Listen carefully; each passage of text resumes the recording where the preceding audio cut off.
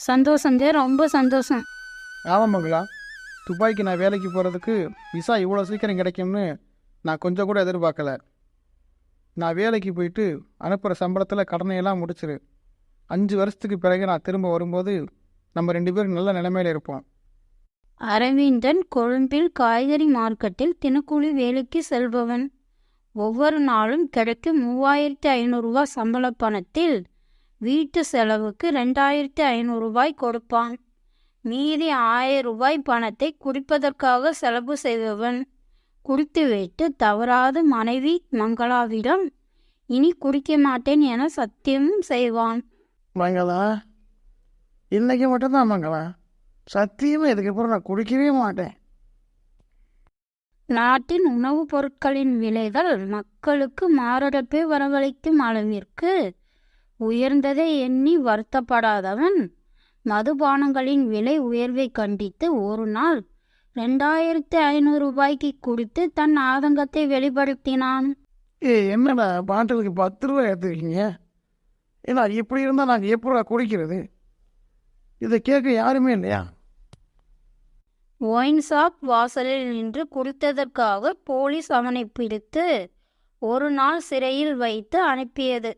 பிறகு சம்பளம் குறைவு போன்ற காரணங்களால் குடியை கொஞ்சம் கொஞ்சமாக குறைத்து கொண்டான். இப்படியே சென்றால் பிழைப்பது கஷ்டம் என்பதை புரிந்து கொண்ட மங்களா அவன் குடியை முழுவதுமாக விடவும் வேலை செய்யவும் வேண்டி அவனை துபாய்க்கு அனுப்ப தெரிந்தவர்களிடம் கடன் வாங்கி ஏற்பாடு செய்தார். வெளிநாட்டு முகவரிடம் தனது பாஸ்போர்ட், பயண டிக்கெட் ஆகியவற்றை வாங்குவதற்காக சென்று வீடு திரும்பினான். அரவிந்தன் மங்களாவின் முகத்தில் நிலவிய பதச்சத்தைக் கண்டு எதுவும் கேட்காமல் அவளே சொல்லும் வரை காத்திருந்தான். என்னங்க, கொஞ்ச நேரத்துக்கு முன்னாடி மாலை கால் பண்ணியிருந்தா. மாலாவா? அவையும் கால் பண்ணா? அது உங்கள் பாட்டி சுகம் இல்லாமல் ஹாஸ்பிட்டலில் அட்மிட் பண்ணியிருக்காங்களாம். ரொம்ப சீரியஸான நிலமையில் இருக்காங்களாம். உங்களை பார்த்துட்டு போக சொன்னா மாலா. அதான் பேரனே வேணான்னு எல்லா சொத்தையும் பேத்திக்கு எழுதி கொடுத்துட்டாங்க. இப்போ மட்டும் நான் ஏன் போய் பார்க்கணும்? இப்படி பேசாதீங்க. நம்மளுக்கும் கல்யாணமாகி பிள்ளை பிறந்து 5 வருஷமாச்சு. நம்ம பிள்ளைய அவங்க பார்த்தது கூட இல்லை. என்னதான் இருந்தாலும் அவங்க வயசில் பெரியவங்க. இந்த நேரத்தில் நீங்கள் வீம்பு பிடிக்காம பிள்ளையையும் கூட்டிட்டு போயிட்டு பார்த்துட்டு வாங்க. நான் எதுக்கு போய் அவங்கள பார்க்கணும்? நான் தப்பு செஞ்சேன்தான் ஒத்துக்கிறேன். அதுக்குன்னு வேணாமங்களா, எனக்கு பழசெல்லாம் ஞாபகப்படுத்தாத. நான் துபாய்க்கு போகிறேன்னு நினச்சி நீ ரொம்ப சந்தோஷப்படுற. எனக்கும் குடியை விடுறதுக்கு ஒரு நல்ல சூழ்நிலை அமைஞ்சிருக்கேன்னு நானும் சந்தோஷப்படுறேன். இந்த நேரத்தில் தேவையில்லாமல் அவங்கள பற்றி பேசி என்ன டென்ஷன் பண்ணாத. அரவிந்தனின் அப்பாவும் அம்மாவும் விபத்து ஒன்றில் இறந்து போன போது அவனுக்கு வயது 10. அவனது தங்கை மாலா கைக்குழந்தை. அந்நேரத்தில் இவர்களை அன்போடு அரவணைத்து பாதுகாத்தது இவர்களுடைய பாட்டி பாலம்மா மட்டும்தான். சமையல்காரியாக வேலை செய்து சம்பாதித்த பணத்தில் மாலாவை நல்ல இடத்தில் கட்டி கொடுத்தும் அரவிந்தனை கல்லூரி படிப்பு வரையும் படிக்க வைத்தார். போக வேண்டாம் என்று எவ்வளவு சொல்லியும் கேட்காமல் குறுபோதையில் இருந்த மாப்பிள்ளை தனது மகளை பைக்கில் வலுக்கட்டாயமாக அழைத்து சென்றபோது ஏற்பட்ட விபத்தில் இருவரையும் பலிகொடுத்த பாலம்மாக்கு குடி என்ற வார்த்தையை கேட்டாலே உடம்பெல்லாம் நடுங்கும். தந்தை போலவே குடியே அரவிந்தனும் பழகக்கூடாது என்பதற்காக அவனை மிகவும் கவனத்துடனும் அவனது தந்தையால் தனது மகளும் விபத்தில் இறந்ததை சொல்லியும் வளர்த்தாள்.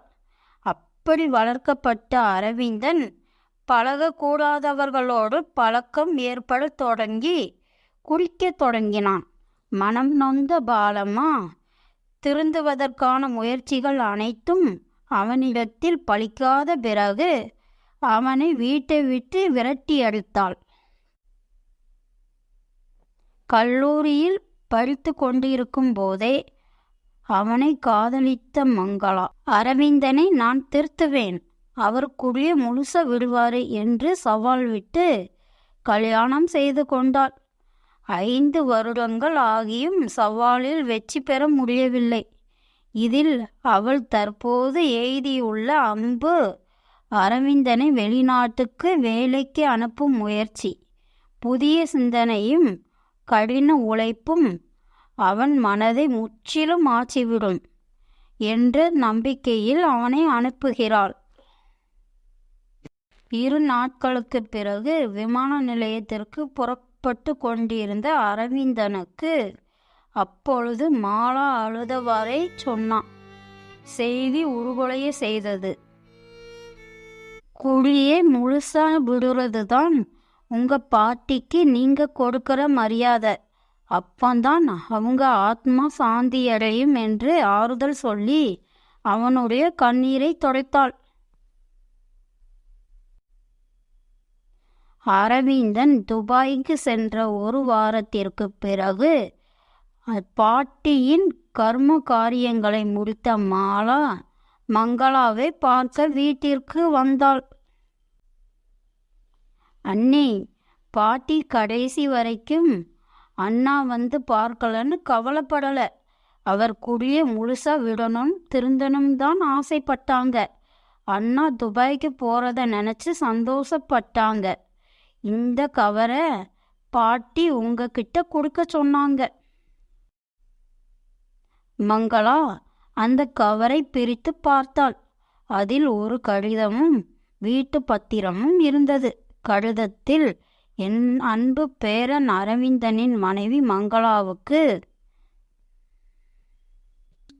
கொஞ்ச நேரம் கிடைக்கிற அற்ப சந்தோஷத்துக்காக அவன் குடிக்கிற குடி அவனை மட்டும் இல்லை, அவனை சுற்றி உள்ளவங்களையும் பாதிக்கும். ஏன் அவன் உணரல? குடியினால் தானே அவங்க அப்பா விபத்துல இறந்தாரு. அவரோட என் மகளும் இறந்தா. உங்களோட பிள்ளைகளுக்கும் அந்த நிலைமை வரக்கூடாது. அவன் வெளிநாட்டுக்கு வேலைக்கு போக போறான்னு கேள்விப்பட்டேன். நல்லது. இந்த பயணம் அவனை நிச்சயம் திருத்தும். என்னோட வீட்டை அவன் பெயரில் எழுதி வைத்திருக்கேன். அவன் திருந்தி ஒழுங்கா வந்தால் அவனுக்கு இதை சொல்லுங்க, சந்தோஷமா வாழுங்க. குடிய அவன் முழுசா விடணும், எனக்கு அது போதும். அவனோட பாட்டி பாலம்மா. அரவிந்தனுக்கு வீடு தன் பெயரில் எழுதப்பட்டிருப்பதை பற்றி சொன்னால் வேலைக்கு போன இடத்தில் ஏதாவது பொய் சொல்லி திரும்பி விடுவான் என்பதை உணர்ந்த மங்களா அவன் திரும்பி வர வேண்டும் என்ற நோக்கத்தோடு அதை தற்போது அவனிடம் சொல்லாமல் மறைத்தாள். பாட்டி வீடும் அவன் வரும் வரை காத்திருக்கிறது. குடியால் தான் மட்டும் இல்லாமல் மற்றவர்களுக்கும் துன்பத்தை கொடுக்கும் பல அரவிந்தர்களும் அவர்களை திருத்த பாடுபடும் பாட்டிகளும் மனைவிகளும் அம்மாக்களும் இங்கு போராடி கொண்டுதான் இருக்கிறார்கள்.